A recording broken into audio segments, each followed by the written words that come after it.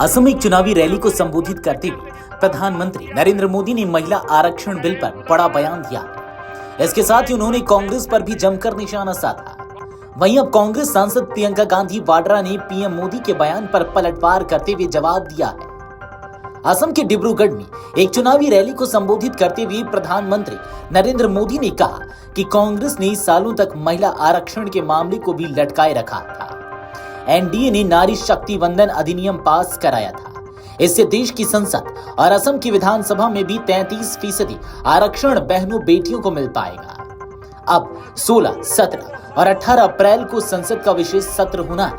इसमें महिला आरक्षण कानून में संशोधन पर चर्चा की जाएगी। ऐसे प्रावधान किए जाएंगे कि 2029 की लोकसभा चुनाव में कम से कम महिलाएं सांसद बनेंगी। साथियों, कांग्रेस ने 2 सालों तक महिला आरक्षण के मामले को भी लटकाए रखा। एनडीए ने नारी शक्ति वंदन अधिनियम पारित करवाया। इसे देश की संसद और असम की विधानसभा में भी 33% आरक्षण बहनों बेटियों को मिल पाएगा। और अभी 16, 17 और 18 अप्रैल को संसद का विशेष सत्र होना है। इसमें महिला आरक्षण कानून में संशोधन पर चर्चा की जाएगी। कानून में ऐसे प्रावधान किए जाएंगे कि 2029 यानी 2029 के लोकसभा चुनाव में कम से कम 33% महिलाएं सांसद जरूर बनेगी। मैंने कांग्रेस से भी आग्रह किया है कि वो इस पर राजनीति न करे, इस संशोधन को पूरा समर्थन दे ताकि सर्वसम्मति से महिलाओं के हक में निर्णय हो पाए। पीएम मोदी के इस बयान पर कांग्रेस सांसद प्रियंका गांधी वाड्रा ने पलटवार किया है। उन्होंने मीडिया से बात करते हुए कहा, अगर प्रधानमंत्री चाहते थे कि सभी दल साथ आए और सब इकट्ठे बोले तो उन दलों से चर्चा भी करनी चाहिए थी। किसी को कुछ मालूम नहीं है। लोकतंत्र में चर्चा जरूरी होती है।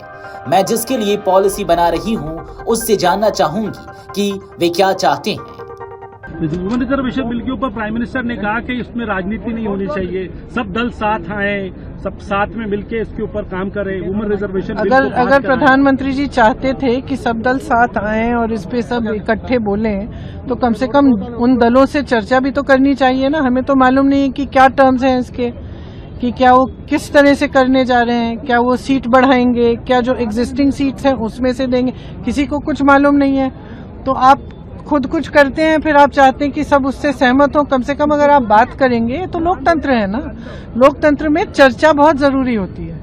मैं आपके लिए एक पॉलिसी बना रही हूँ, मैं जानना चाहूंगी कि नहीं कि आप क्या चाहते हैं, कि मैं खुद ही अपनी मनमानी से पॉलिसी बना दूंगी। ऐसे तो नहीं होता। आप अगर पॉलिसी बना रहे हैं तो आप सबसे चर्चा करिए कि किस तरह से कैसे। ठीक है, बात मत मानिए उनकी अगर नहीं माननी है, लेकिन सुन तो लीजिए।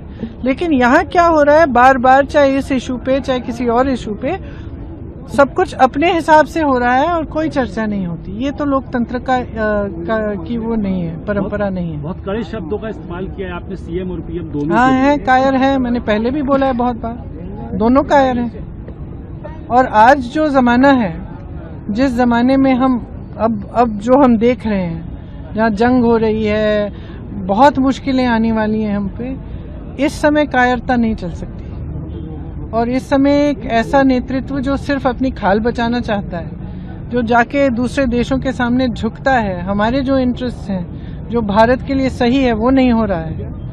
आप बताइए कि अगर इस तरह की डील हुई है जिसमें हमारे जो किसान हैं उनका कंपटीशन यूएस के बड़े बड़े किसान करेंगे, जिनके सारे मैकेनाइज्ड फार्म्स हैं, वो हम पे टैरिफ लगाएंगे, हम उनकी टैक्स हटा देंगे, तो कहाँ छोड़ दिया आपने किसानों को?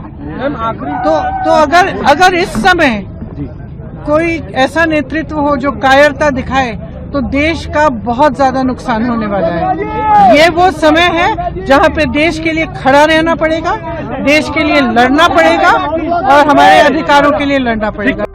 प्रधानमंत्री नरेंद्र मोदी ने एक बार फिर साफ कर दिया कि संसद और विधानसभाओं में महिलाओं के लिए 33% आरक्षण 2029 के लोकसभा चुनाव से ही लागू होगा।